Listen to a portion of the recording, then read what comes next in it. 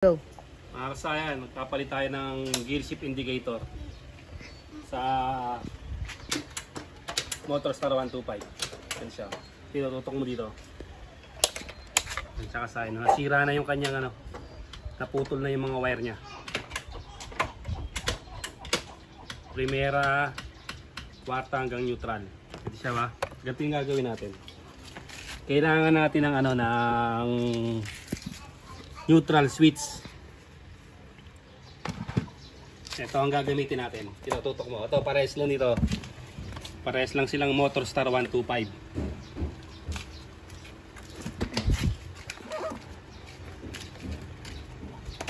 Ito yung kailangan natin. Yan. Yung gagamitin natin dito. Tapos kung sira na yung ito, lalagay din natin to. Kung sakaling sira na yung neutral switch. Ayan siya. Pero kung buo pa naman, yun pa rin ang gagamitin natin. Kasi ito, linisin na rin natin siya. Gamit lang tayo ng copper plus. Pansinin niyo yung yung mga tanso niya, wala na Kailangan palabasin natin yan. Ito yung ipapalit natin yan.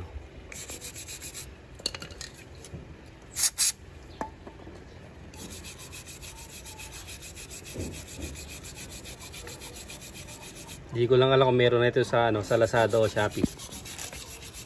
Kadalasan nakikita ko kasi yung yung pang Skygo. Kaya lang kasi di siya di quinta. Itong pang kwarta lang. Pwede sa TMX 155. Yan siya, palabasin din natin yung yan. Ilalagay natin. Ito, tutok mo rito. Dito tayo maglalagay. So, dalawang tornilyo lang ito tatanggalin natin dito Ito naging sakit niya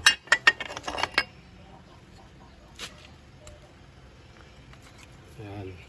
Ingatan yung maputulan ng ng kadena. Siguradong ganito mangyayari pag naputulan ng kadena, tatamaan yung natin. Ito siya, ito yung karuktong niya Puro 8 lang gagamitin niyo diyan na 8mm lang yung gagamitin natin. Kung meron kayong T-range, mas madali kaysa yung mga ganito na 8 Itong 8 naman na to, dito natin gagamitin to. Yung paglalagyan ng ating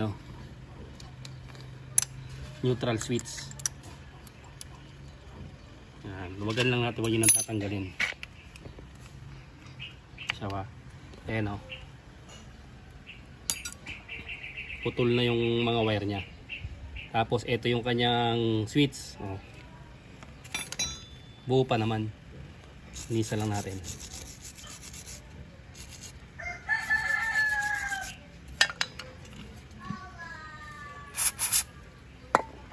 Pag wala kayong pang spray, pwede nyo rin dyan yung gasolina, pwede pang dyan pang linis. Importante yung tutumbok sa kanya okay. Ito yung tatama dyan yung pinaka na yan. Tanso na siya.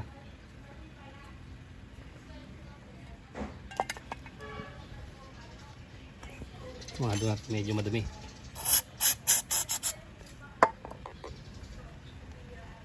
Siyempre binuksan na natin. Nilinisin rin natin ng konti.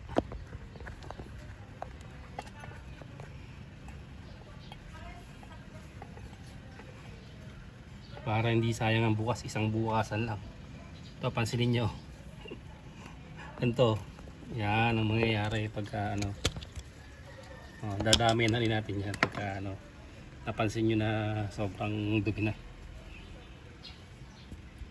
Tapos meron siyang pinaka ito, pinaka kanal. May kanal din yan dito. Ayun, may kanal din yan doon. Itong kanal na to. Kailangan makapasok yung pinaka-kanal niya. Sakto dapat ang pagkakapasok. Para sentro yung pagkakalagay. Opya. Kailangan tumapat sa pinaka-gatla.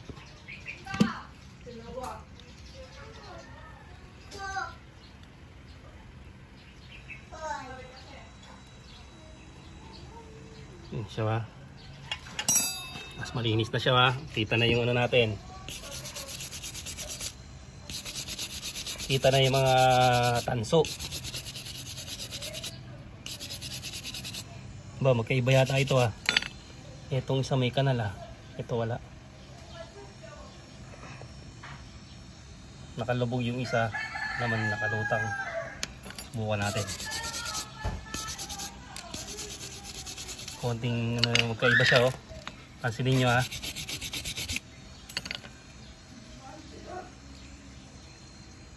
JL19X PD. Okay naman, parehas naman yung ano nyo. Parehas siyang stock.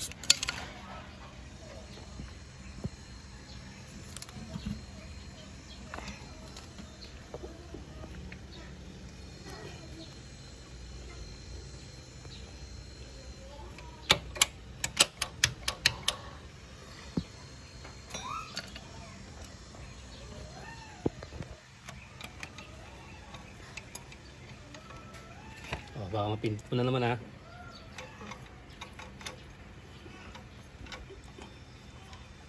Ayan. Tapos test natin dito. Test light, lalagay sa positive ha. Tapos tusukin natin siya. Naka ano tayo, neutral. Dapat meron siyang umilaw. Ayan, test light natin. Okay, may umilaw. Primera natin. Dapat may umilaw din. Okay, may umilaw. Segunda natin. Dapat may umilaw din. Oop, wala. Wala ang segunda. Primera, segunda.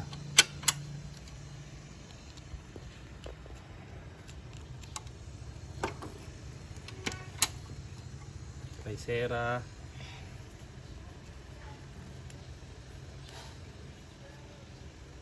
Wala.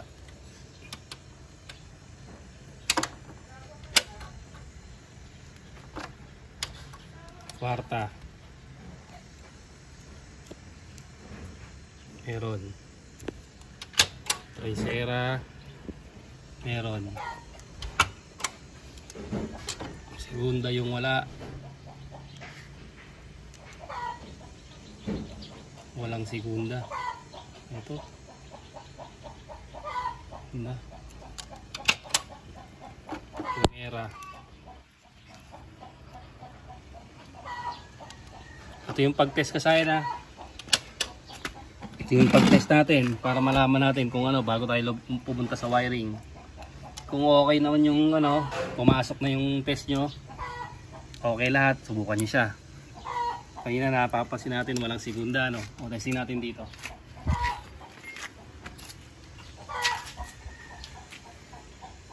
Ito dito lang. Pag ganun lang. Yan. Neutral. Primera. Segunda. Tercera. Kwarta. Okay. Balik tayo. Tercera. Segunda. Primera. Neutral. Pleto. Neutral. Hindi pa ganun lang, pag ganun lang yung ano. Kung masyadong magulo yung ano, parang di sila mahilo. Primera, segunda, tercera, kwarta. Wala na siyang ano, wala na siyang quinta kasi hanggang kwarta lang to. Dito, tutok mo dito. Ganun lang kasayin yung paggana niya na pagpapalit. Tapos dito naman yung pag-check kung sakali naman na meron siyang sira. Merong sira yung inyong ano, kung primera hanggang kwarta, kailangan gumana to. Neutral hanggang ano, kagaya ng ginagawa natin ha. Lagyan nyo lang sa positive, tusok, para sigurado kayo na etong wiring nyo ay buo. Kagaya yan, gumana naman siya. Ganun lang yung pagtusok. Pag hanapin nyo yung neutral, kung sira ng motor nyo ay neutral,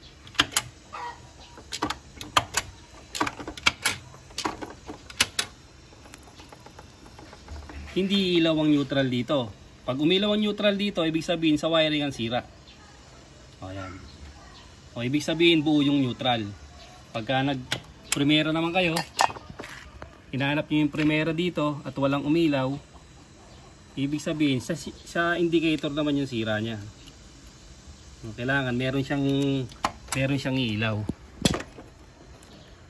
Yan yung paghahanap ng ano natin ha. Yan. Tapos pag maliit yung ilaw dito, ibig sabihin mahina yung ground niya. Mahina yung dahil pagka madumi na siya. Ayan. Pag madumi na yung ating